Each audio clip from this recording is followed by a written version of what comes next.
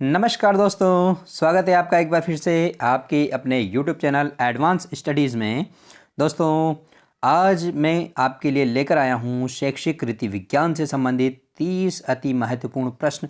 सारे के सारे प्रश्न बहुत महत्वपूर्ण है दोस्तों, और इसमें सभी विषयों की जो टीचिंग मेथड्स हैं उनको शामिल किया गया है। इंग्लिश का नहीं किया है दोस्तों, इंग्लिश के लिए अलग से वीडियो लेकर आएंगे दोस्तों। निश्चित रूप से ये जो वीडियो है L1 और L2 दोनों के लिए बहुत ही उपयोगी साबित होने वाला है। और दोस्तों, ये जो प्रश्न शामिल किए गए हैं, मैंने खुद ने 2017 में रीट में पढ़ाया था दोस्तों बच्चों को। उसमें मैंने खुद ही नोट्स बनाए थे इधर उधर से कलेक्ट करके, उसमें से ये प्रश्न बनाए हैं। सारे के सारे प्रश्न बहुत महत्वपूर्ण हैं। और दोस्तों, निश्चित रूप से आपकी जो 25 फरवरी से 28 फरवरी के बीच में जो एग्ज़ाम होने वाला है रीट लेवल 1 और लेवल 2 का, निश्चित रूप से ये जो टेस्ट है उसी पैटर्न पर बनाया गया है, और निश्चित रूप से इसी टाइप के क्वेश्चन आपको उसमें मिलेंगे दोस्तों। ये तो मैं नहीं कह सकता हूँ कि बिल्कुल इसमें से ऐसे के ऐसे ही प्रश्न मिल जाएंगे, क्योंकि ऐसा कहना संभव नहीं है। लेकिन निश्चित रूप से पैटर्न जो रहेगा, पैटर्न बिल्कुल यही रहेगा दोस्तों। इसी पैटर्न पर आपसे प्रश्न पूछे जाएंगे, तो आप समझना इन क्वेश्चंस को अच्छी तरीके से, किस तरीके के प्रश्न पूछे जा सकते हैं। ओके दोस्तों, यदि वीडियो अच्छा लगे तो प्लीज़ वीडियो को लाइक करिए और अपने दोस्तों के साथ शेयर करिए। दोस्तों, प्लीज़ चैनल को सब्सक्राइब ज़रूर करिएगा दोस्तों, ताकि आने वाले जो वीडियोज़ हैं उनके नोटिफिकेशन आपको टाइम से मिल जाए। ओके दोस्तों, शुरू करते हैं आज के इस वीडियो लेक्चर का पहला प्रश्न। ये रहा दोस्तों। B.S. ब्लूम ने मापन एवं मूल्यांकन को त्रिध्रुवीय प्रक्रिया के रूप में व्यक्त किया, जिसमें शामिल है, कौन कौन से शामिल है आपको बताना है दोस्तों। उद्देश्यों का निर्धारण, अधिगम की अनुभव प्रदान करना, व्यवहारगत परिवर्तनों का निर्धारण। तो दोस्तों, तीनों ही इसमें त्रिध्रुवीय प्रक्रिया में शामिल है। तो इसका आंसर जो हो जाएगा उपयुक्त सभी। इस क्वेश्चन को किसी भी तरीके से पूछा जा सकता है दोस्तों आपसे कि B.S. ब्लूम ने मूल्यांकन को कितने ध्रुवीय प्रक्रिया बताया, या त्रिध्रुवीय प्रक्रिया किसने बताया, या फिर त्रिध्रुवीय प्रक्रिया में क्या क्या बिंदु शामिल है। ओके दोस्तों, आशा करता हूँ ये प्रश्न आपके क्लियर हो गया होगा। चलते हैं अगले क्वेश्चन की ओर। अगला क्वेश्चन ये रहा दोस्तों, दूसरा प्रश्न देखिए। निम्नलिखित में से मूल्यांकन की कौन सी विशेषता नहीं है, या कौन सी विशेषता जो है मूल्यांकन की नहीं है दोस्तों। ठीक है, समझना है। मूल्यांकन से भविष्यवाणी संभव है। जी हाँ, बिल्कुल संभव है। यह मात्रात्मक होती है, इसको देखना है थोड़ा सा। मूल्यांकन का क्षेत्र व्यापक होता है, बिल्कुल होता है। इसमें उद्देश्यों की प्राप्ति का निर्धारण होता है। जी हाँ, होता है। क्या नहीं होता है, तो ये मात्रात्मक नहीं होती है। तो मात्रात्मक नहीं होती है तो क्या होती है, ये गुणात्मक होता है। मूल्यांकन क्या होता है, गुणात्मक होता है दोस्तों। क्या होता है, गुणात्मक होता है। जबकि मात्रात्मक क्या होता है, मात्रात्मक जो होता है वो मापन होता है दोस्तों। मापन जो होता है वो मात्रात्मक होता है। ओके, मूल्यांकन एक बड़ी प्रक्रिया है। मूल्यांकन जो है, मूल्यांकन एक बड़ी प्रक्रिया है। इसके अंदर जो है मापन शामिल है। ओके, आशा करता हूँ ये प्रश्न आपके समझ में आ गया होगा। तीसरा प्रश्न देखते हैं दोस्तों। तीसरा प्रश्न ये रहा आपके सामने।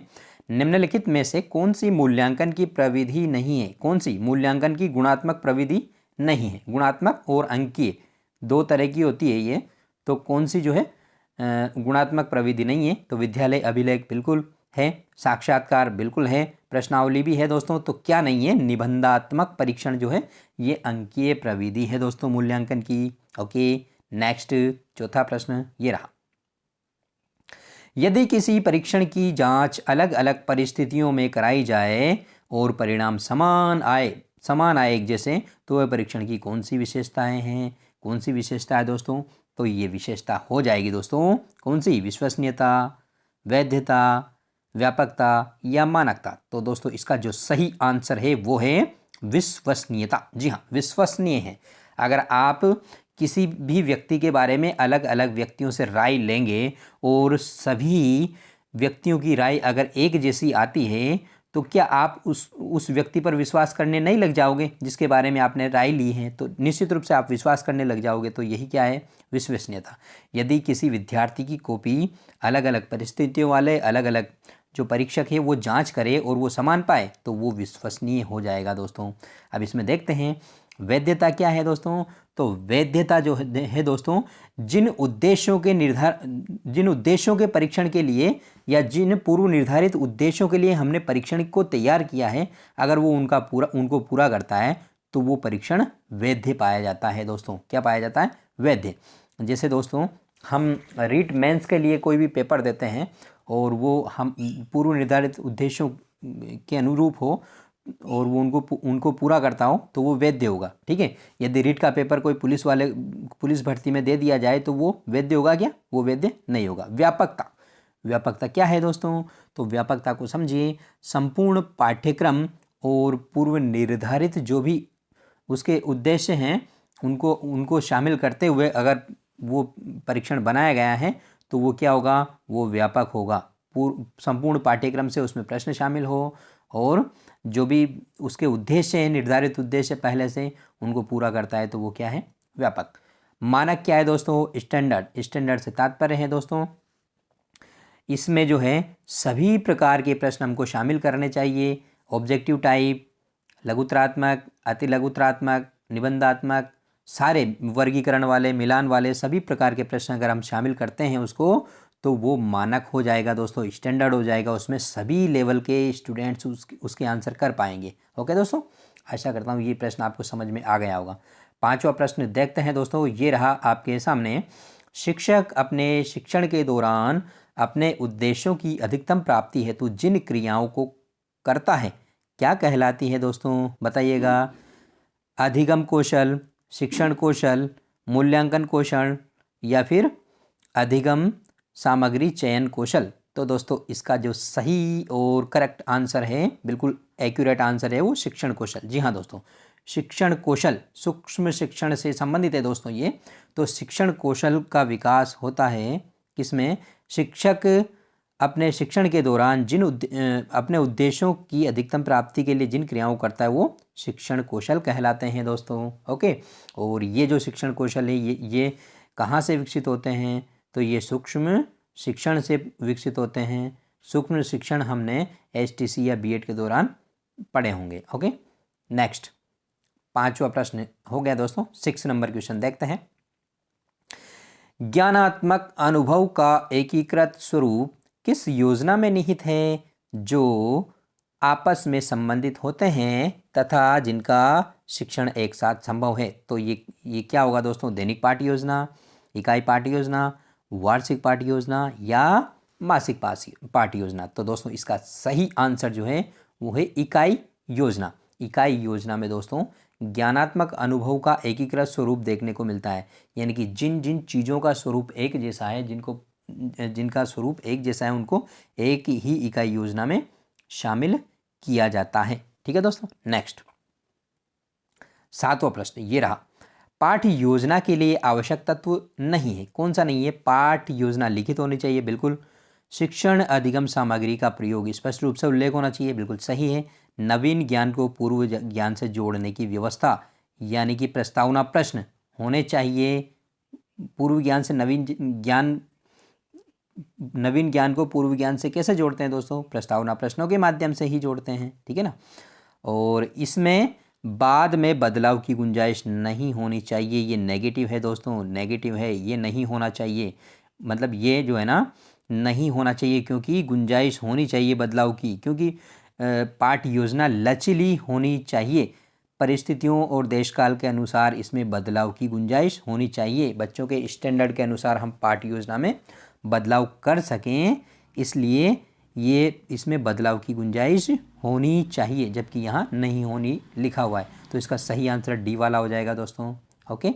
नेक्स्ट कमेंट करके बताइए मुझे पाठ्य योजना क्यों बनाई जाती है, क्या फ़ायदे हैं इसके। 8वां प्रश्न। शिक्षण का मुख्य उद्देश्य विद्यार्थियों को रसानुभूति, भावानुभूति और सौंदर्यानुभूति करवाना है। किस शिक्षण का? व्याकरण शिक्षण, नाटक शिक्षण, कहानी शिक्षण, पद्य या कविता शिक्षण। तो दोस्तों इसका सही आंसर जो है वो है पद्य या कविता शिक्षण। कविता का शिक्षण करने से हम बच्चों में रसानुभूति, भावानुभूति, सौंदर्यानुभूति करवा सकते हैं। ओके दोस्तों। कहानी शिक्षण से हम कल्पनाशील बना सकते हैं बच्चों को। और व्याकरण शिक्षण से भाषा की परिशुद्धता हम बच्चों के अंदर ला सकते हैं। और नाटक शिक्षण के अंतर्गत बालकों में अभिनय की जो कला है उसको विकसित कर सकते हैं। आशा करता हूँ सारी चीज़ें आपको क्लियर हो गई होगी। तो चलते हैं अगले प्रश्न की ओर। अगला प्रश्न ये रहा दोस्तों, बहुत ही शानदार प्रश्न है दोस्तों। पाठ्यक्रम कलाकार यानी कि शिक्षक के हाथ में एक साधन है जिसके द्वारा वह अपनी सामग्री यानी कि छात्र को अपने स्टूडियो यानी कि विद्यालय में अपने आदर्श यानी कि उद्देश्य के अनुसार वांछित रूप देता है। ये जो कथन है, ये कथन किसका है दोस्तों ये जो कथन है ये है कनिंघम महोदय का। किनका? कनिंघम महोदय का। दोस्तों जॉन लॉक आया है इसमें। तो जॉन लॉक जो है दोस्तों, जॉन लॉक ने बच्चे को जो है कोरी स्लेट कहा है। कोरी स्लेट, ओके। बच्चे को कोरी स्लेट कहा है कि बच्चा कोरी स्लेट होती है, यानी कि एक मिट्टी का ढेला होता है, उसको अपन चाहे जो आकृति दे सकते हैं विद्यालय में, ओके। तो ये था 9वां प्रश्न। 10वां प्रश्न देखते हैं दोस्तों। 10वां प्रश्न ये रहा आपके सामने, निम्नलिखित में से कौन सी विशेषता पाठ्यक्रम या शिक्षाक्रम, जिसको कि इंग्लिश में करिकुलम बोलते हैं, की नहीं है, यानी कि विशेषता नहीं है, ओके। जो विशेषता है वो अलग कर देंगे 3, और एक जो है अलग है तो उसको हटा देंगे। तो देखिए, यह मनोवैज्ञानिक सिद्धांतों पर आधारित होती है, बिल्कुल सही है। इसका क्षेत्र व्यापक होता है, बिल्कुल होता है। यह बालक के सर्वांगीण विकास पर बल देती है, बिल्कुल सही है दोस्तों। यह केवल शिक्षक और शिक्षार्थी को शामिल करती है, बिल्कुल गलत है दोस्तों। यह शिक्षक शिक्षार्थी के साथ में परिस्थितियों को यानी कि पाठ्यक्रम को भी शामिल करती है और बाह्य परिवेश को भी शामिल करती है। तो इसका जो सही आंसर है वो है डी वाला। कौन सा? डी वाला। ये जो है दोस्तों, ये विशेषता है, ये पाठ्यक्रम की है दोस्तों। सिलेबस की है। ये जो विशेषता है वो सिलेबस की है, ओके। इसको ध्यान रखिएगा, सिलेबस की विशेषता है ये, ओके। ये पाठ्यचर्या या शिक्षाक्रम की नहीं है। करिकुलम जो पाठ्यक्रम होता है वो पाठ्यचर्या से छोटा होता है। ये तो अंदर तो पाठ्यक्रम हो जाएगा और ऊपर वाला पाठ्यचर्या, ओके, या करिकुलम, ओके। यानी कि जो सिलेबस है वो करिकुलम में समाहित है। इसमें शैक्षणिक और सह शैक्षणिक गतिविधियों के साथ बच्चे के स्वास्थ्य को भी ध्यान में रखा जाता है, ओके। नेक्स्ट क्वेश्चन ये रहा दोस्तों आपके सामने। 11वां प्रश्न, निम्नलिखित में से कौन सा पाठ्यचर्या का प्रकार नहीं है। ये ध्यान रखना है दोस्तों। जब भी आप दोस्तों प्रश्न करें ना, तो जहाँ भी नहीं शब्द आ जाए प्रश्न में, एक ऐसे ये लगा ले दोस्तों, क्रॉस लगा ले, ताकि आपको पता चल जाए कि इसमें हमको करना क्या है, यानी कि नेगेटिव आंसर, नेगेटिव पॉइंट इसका ढूंढना है। तो देखिए 11वां प्रश्न, विषय केंद्रित, अनुभव केंद्रित, सहसंबंध प्रधान या इकाई केंद्रित। तो दोस्तों बताना है आपको कि कौन सा पाठ्यचर्या का प्रकार नहीं है। तो दोस्तों ये है इकाई केंद्रित पाठ्यचर्या का प्रकार नहीं है दोस्तों, ओके। आशा करता हूँ ये प्रश्न आपके समझ में आया होगा। नेक्स्ट 12वां प्रश्न ये रहा, 4H में शामिल नहीं है। 4H में शामिल नहीं है। कौन सा शामिल नहीं है? हेड, हर्ट, ऑनर यानी कि सम्मान, हेल्थ। तो दोस्तों इसमें शामिल नहीं है, वो शामिल नहीं है ऑनर यानी कि सम्मान। तो इसकी जगह क्या शामिल है? तो दोस्तों इसकी जगह हैंड शामिल है। क्या शामिल है? Hand, okay. हेड का मतलब मस्तिष्क, हार्ट का मतलब क्या होता है दोस्तों? हृदय। और हैंड का मतलब क्या होता है? हाथ। और हेल्थ का मतलब स्वास्थ्य। यहाँ हेड से तात्पर्य ज्ञानात्मक, हार्ट का मतलब भावात्मक, और हैंड का मतलब क्रियात्मक से है दोस्तों, ओके। और ये जो हैं ये चार एच हैं, ये किस में निहित है दोस्तों? ये 4H है, ये पाठ्यचर्या में निहित है। किसमें? पाठ्यचर्या में। इन पाठ्यचर्या जो बनाई जाती हैं ये इन 4H को ध्यान में रखते हुए बनाई जाती है, जबकि पाठ्यक्रम जो बनाया जाता है उसमें हेल्थ का कहीं उल्लेख नहीं होता है। वहाँ केवल हेड, हार्ट और हैंड को ध्यान में दिया जाता है, यानी कि ज्ञानात्मक, भावात्मक और क्रियात्मक पक्ष को ध्यान में दिया जाता है, ध्यान दिया जाता है इन पक्षों पर। जबकि जो चौथा है हेल्थ यानी कि स्वास्थ्य, इस पर ध्यान नहीं दिया जाता है। आपको पता होगा दोस्तों, एक कहावत है कि स्वस्थ शरीर में ही स्वस्थ मस्तिष्क का निवास होता है। तो इन सब बातों को ध्यान में रखते हुए 4H में हेल्थ को शामिल किया गया, ओके। नेक्स्ट बताइएगा ये कथन किसका है? स्वस्थ मस्तिष्क में ही स्वस्थ स्वस्थ शरीर में ही स्वस्थ मस्तिष्क का निवास होता है। किसका कथन है बताइएगा मुझे कमेंट करके। 13वां प्रश्न, किसी भी विषय अथवा इकाई को पाठ्यक्रम में शामिल किया जा सकता है यदि वह यानी कि उसमें क्या गुण हो? जीविकोपार्जन में सहायक हो, बिल्कुल सही है। सृजनात्मकता का विकास करता हो, बिल्कुल सही है। मानसिक एवं तार्किक क्षमता का विकास करता हो, बिल्कुल सही है। तो सारे के सारे इसके आंसर हैं वो सही है दोस्तों। ओके, नेक्स्ट 14वां प्रश्न ये रहा, निम्नलिखित में से कौन सा शिक्षक का अपेक्षित गुण नहीं है? कौन सा अपेक्षित गुण नहीं है देखना।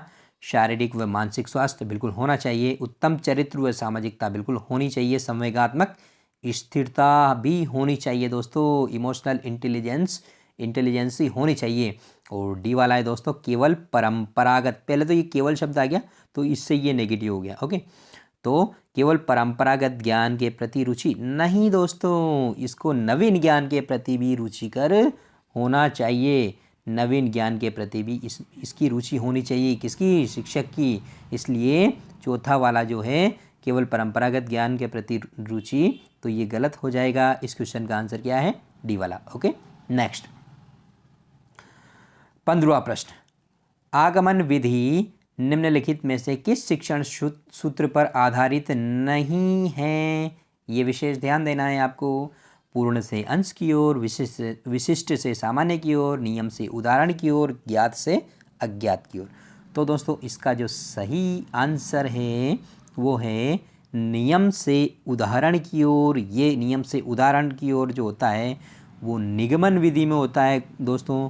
निगमन विधि में होता है। आगमन में क्या होता है? उदाहरण से नियम की ओर। ओके, बाकी सारे ही जो है आगमन विधि के सूत्र है। ओके, अगला प्रश्न 16वां प्रश्न ये रहा, निम्नलिखित में से कौन सा निगमन विधि का गुण नहीं है? निगमन विधि का गुण नहीं है ये बताना है आपको। ओके, यह संक्षिप्त तथा व्यवहारिक विधि होती है। ये तो होती है दोस्तों, संक्षिप्त और व्यवहारिक विधि होती है।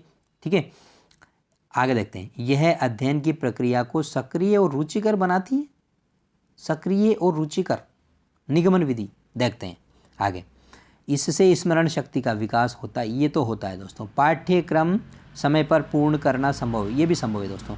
लेकिन ये जो दोस्तों ये सक्रिय नहीं बनाती है और रुचिकर नहीं बनाती है। इससे बोरियत महसूस होती है क्योंकि ये नियमों और सिद्धांतों पर बल देती है। कौन सी विधि? निगमन विधि। ओके, तो इस क्वेश्चन का आंसर जो है वो हो जाएगा दोस्तों बी वाला। ओके, अगला प्रश्न देखते हैं दोस्तों 17वां। संश्लेषण विधि से सूखी घास से तिनका निकाला जा सकता है, परंतु विश्लेषण विधि में तिनका स्वयं बाहर निकलने की चेष्टा करता है। यह कथन जो है किसका है दोस्तों?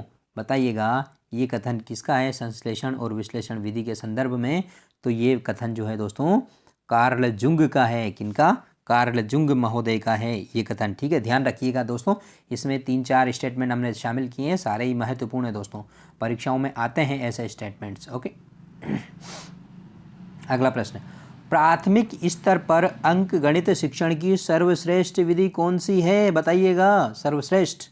आगमन, संश्लेषण, विश्लेषण, निगमन विधि। किस स्तर पर? प्राथमिक स्तर पर। किस शिक्षण के लिए? अंक गणित शिक्षण के लिए। और कैसी विधि? सर्वश्रेष्ठ विधि। तो कौन सी है बताइएगा दोस्तों, कौन सी है? तो इसका जो सही आंसर जो है दोस्तों वो है संश्लेषण विधि। प्राथमिक स्तर पर संश्लेषण दोस्तों, और उच्च प्राथमिक या माध्यमिक स्तर पर विश्लेषण हो जाएगा। लेकिन प्राथमिक स्तर पर जो है 1 से 5 तक जो है निश्चित रूप से संश्लेषण विधि अंक गणित शिक्षण की सर्वश्रेष्ठ विधि है। ओके दोस्तों, चलते हैं अगले प्रश्न की ओर। अगला प्रश्न ये रहा, इतिहास शिक्षण की सर्वश्रेष्ठ विधि कौन सी है? बताइएगा। इतिहास शिक्षण की सर्वश्रेष्ठ विधि जो है दोस्तों संदर्भ एवं स्रोत विधि, सामाजिक अभिव्यक्ति विधि, या प्रादेशिक विधि, या संश्लेषण विश्लेषण विधि। तो दोस्तों इसका जो सही आंसर है वो है संदर्भ एवं स्रोत विधि। संदर्भ एवं स्रोत विधि ये है इतिहास शिक्षण की। सामाजिक अभिव्यक्ति सामाजिकृत है दोस्तों। ये सामाजिकृत अभिव्यक्ति विधि जो है दोस्तों ये है राजनीति विज्ञान शिक्षण की। और समाजशास्त्र राजनीति, पॉलिटिकल साइंस और सोशियोलॉजी शिक्षण की सर्वश्रेष्ठ विधि जो है वो है सामाजिकृत अभिव्यक्ति विधि। तो प्रादेशिक किसकी है? तो दोस्तों प्रादेशिक विधि जो है वो है जियोग्राफी टीचिंग की सर्वश्रेष्ठ विधि। ओके, प्रादेशिक विधि। तो ये बताइए संश्लेषण विश्लेषण विधि किसकी है? तो ये है दोस्तों इकोनॉमिक्स टीचिंग की, इकोनॉमिक्स टीचिंग की, यानी कि अर्थशास्त्र शिक्षण की सर्वश्रेष्ठ विधि है संश्लेषण विश्लेषण विधि। ओके, आशा करता हूँ ये प्रश्न आपको समझ में आ गया होगा। 20वां प्रश्न देखिए दोस्तों, 20वां प्रश्न ये रहा, कौन सा समस्या समाधान जो विधि है उसका सोपान नहीं है? समस्या समाधान विधि जो है दोस्तों उसका सोपान कौन सा नहीं है ये बताना है आपको। तो देखिए समस्या को परिभाषित करना बिल्कुल सही है, आंकड़ों व तथ्यों का संकलन करना बिल्कुल सही है दोस्तों, और परिकल्पना का निर्माण करना ये भी बिल्कुल सही है दोस्तों। निष्कर्षों का प्रकाशन करना ये इस विधि का सोपान नहीं है। ओके दोस्तों, नेक्स्ट क्वेश्चन ये रहा दोस्तों 21वां, दल शिक्षण या टोली शिक्षण के प्रवर्तक कौन हैं बताइएगा। तो दोस्तों इसके जो प्रवर्तक है कौन है 21वें क्वेश्चन का बताइए? David wording. कौन है? डेविड वार्डिंग है दोस्तों। तो डेजी जॉन मॉरविल कौन है? तो जो दोस्तों डेजी जॉन मॉरविल ने किस शिक्षण विधि को दिया है आपको बताइएगा कमेंट बॉक्स में, और H.E. आर्मस्ट्रॉन्ग ने कौन सी शिक्षण विधि बताई है ये भी आप कमेंट बॉक्स में बताइएगा। ओके, दल शिक्षण या टोली शिक्षण के प्रवर्तक जो है डेविड वार्डिंग है। डेजी जॉन मॉरविल बोल दिया था मैंने, डेविड वार्डिंग है दोस्तों, डेविड वार्डिंग है। ओके, नेक्स्ट 22वां प्रश्न ये रहा दोस्तों। 22वां प्रश्न आपके सामने, खोजी प्रवृत्ति का सर्वाधिक विकास ह्यूरिस्टिक विधि से ही संभव है। ओके, उक्त कथन किसका है बताइएगा? खोजी प्रवृत्ति का ह्यूरिस्को शब्द से बना है दोस्तों, किससे? ह्यूरिस्को, जिसका मतलब होता है मैं खोजता हूँ। तो ये कथन किसका है दोस्तों बताइए? हर्बर्ट स्पेंसर, डेविड वार्डिंग, या फिर H.E. आर्मस्ट्रॉन्ग, या भाटिया एंड भाटिया। तो दोस्तों ये जो कथन है ये है हर्बर्ट स्पेंसर का। किसका दोस्तों? हर्बर्ट स्पेंसर का कथन है। ओके, और ह्यूरिस्टिक जो विधि है इसके प्रवर्तक जो है वो H.E. आर्मस्ट्रॉन्ग है। ओके, चलते हैं अगले क्वेश्चन की ओर। अगला क्वेश्चन ये रहा दोस्तों 23वां प्रश्न, किस शिक्षण विधि का मुख्य उद्देश्य ज्ञानेंद्रियों को प्रशिक्षित करना है, क्योंकि ज्ञानेंद्रियां ही ज्ञान प्राप्ति का मार्ग होती है। ओके, तो मॉन्टेसरी विधि, प्रयोगशाला विधि, या प्रयोग प्रदर्शन विधि, या किंडरगार्टन विधि, सारी की सारी एक्टिव रहने वाली विधियां हैं, एक्टिव ज्ञानेंद्रियों को एक्टिव करने वाली। लेकिन जो है सबसे मुख्य उद्देश्य ज्ञानेंद्रियों को प्रशिक्षित करना वो मॉन्टेसरी विधि का है दोस्तों। ओके, और इसकी प्रवर्तक जो है मारिया मॉन्टेसरी है। मारिया मॉन्टेसरी ने जो 4 बेसिक स्किल्स है, सुनना, बोलना, पढ़ना और लिखना, उनका क्रम थोड़ा डिफरेंट दिया है दोस्तों, उनको आप ध्यान रखना। इन्होंने सुनना, बोलना, लिखना पहले बताया है और पढ़ना बाद में बताया है, इसको ध्यान रखिएगा आप। ओके, नेक्स्ट 24वां प्रश्न ये रहा दोस्तों, जिस प्रकार माली बगीचे को जल से सिंचित करके पौधों का विकास करता है, उसी प्रकार विद्यालय रूपी बगीचे में अध्यापक रूपी माली ज्ञान रूपी जल से विद्यार्थी रूपी पौधे को सिंचित करके विकसित करता है। उक्त कथन किसका है बताइएगा दोस्तों? फ्रोबेल, महात्मा गांधी, या मारिया मॉन्टेसरी, किसका है दोस्तों बताइएगा? तो दोस्तों ये जो कथन है ये है फ्रोबेल का। किसका? कथन का। दोस्तों महात्मा गांधी ने 1937 में बेसिक शिक्षा या बुनियादी शिक्षा की अवधारणा दी थी। ओके, जिसके तहत इन्होंने हस्तशिल्पी की शिक्षा पर जोर दिया था। और दोस्तों एक वर्ष से और 7 वर्ष तक के बच्चों को निःशुल्क शिक्षा का इसमें प्रावधान था। ठीक है दोस्तों, अगला क्वेश्चन ये रहा आपके सामने 25वां प्रश्न, वर्तमान में सेमेस्टर प्रणाली किस विधि का विकसित रूप माना जाता है बताइएगा? वर्तमान में जो सेमेस्टर प्रणाली है वो किस विधि का विकसित रूप माना जाता है? तो दोस्तों इसका सही जो आंसर है वो है डाल्टन विधि। जी हाँ, डोल्टन विधि। तो ड्रेकाले विधि क्या है दोस्तों? तो ड्रेकाले विधि जो है अवसादग्रस्त और मानसिक विकृत बच्चों के लिए है। ड्रेकाले विधि को विकसित किया गया है। और बिनेटका विधि क्या है दोस्तों? तो बिनेटका विधि जो है व्यक्तिगत भिन्नता पर आधारित शिक्षण की एक विधि है। ओके, उपयुक्त सभी इसका आंसर नहीं है। इसका आंसर जो है वो है डॉल्टन विधि। सेमेस्टर प्रणाली इसी से विकसित हुई है। ड्रेकाले अवसादग्रस्त बच्चों के लिए है, मानसिक रूप से विकृत, और बिनेटका विधि जो है ये है व्यक्तिगत भिन्नता पर आधारित टीचिंग मेथड। ओके, नेक्स्ट 26वां प्रश्न ये रहा दोस्तों। कौन सा सामाजिक अभिव्यक्ति विधि का गुण नहीं है? सामाजिक अभिव्यक्ति विधि। ओके, कमजोर व शर्मीले बालकों को अवसर, नेगेटिव, आपको क्या ढूंढना है? नेगेटिव। ओके, मिलता है कि नहीं मिलता है ये देखना है आपको। प्रजातांत्रिक विधि है या नहीं है? है। समस्या का सामाजिक हल होता है दोस्तों। और बाल केंद्रित और मनोवैज्ञानिक विधि ये भी है दोस्तों। लेकिन दोस्तों इसमें क्या है, सामाजिक रूप से वर्क होता है। ओके, टीचिंग होता है, इसलिए इसमें कमज़ोर और शर्मीले बालकों को अवसर नहीं मिल पाता है। और हमको क्या ढूंढना है? नहीं वाला। तो यही आपका आंसर हो जाएगा। क्या नहीं मिल पाता है?